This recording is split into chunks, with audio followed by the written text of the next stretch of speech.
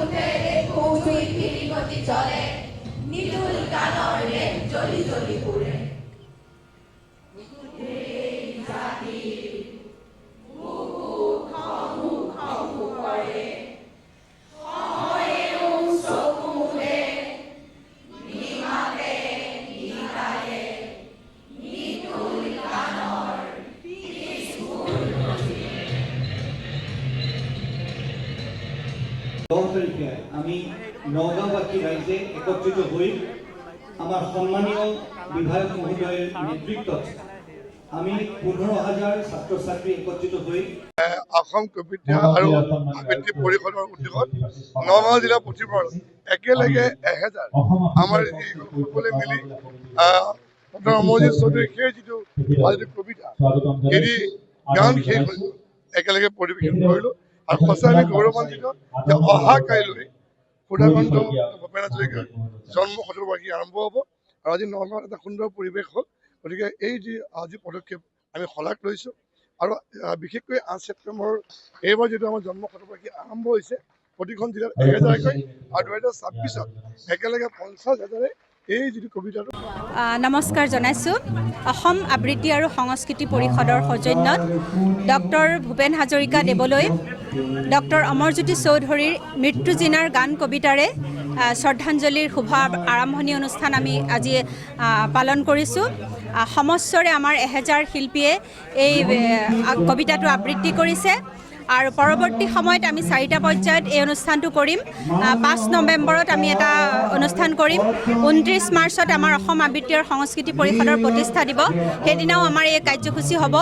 আৰু 2026 চনৰ 6 ছেপ্টেম্বৰত অসমত 50,000 আবৃত্তিকাৰে এটা মৃত্যু জিনাৰ গান কবিতাটো আবৃত্তি কৰিব। এয়া আমাৰ বাবে সৌভাগ্যৰ কথা।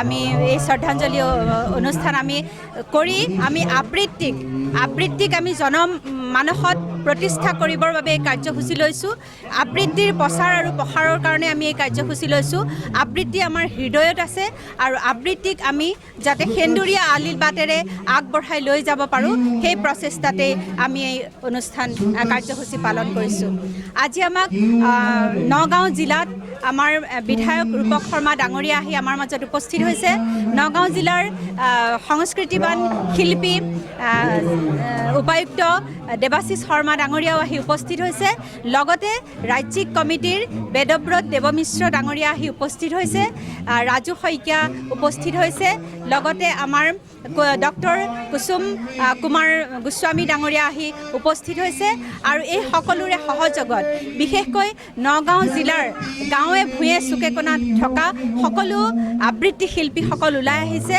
আৰু এয়া আমাৰ বাবে সৌভাগ্যৰ কথা সকলোকে ধন্যবাদ জ্ঞাপন কৰিছোঁ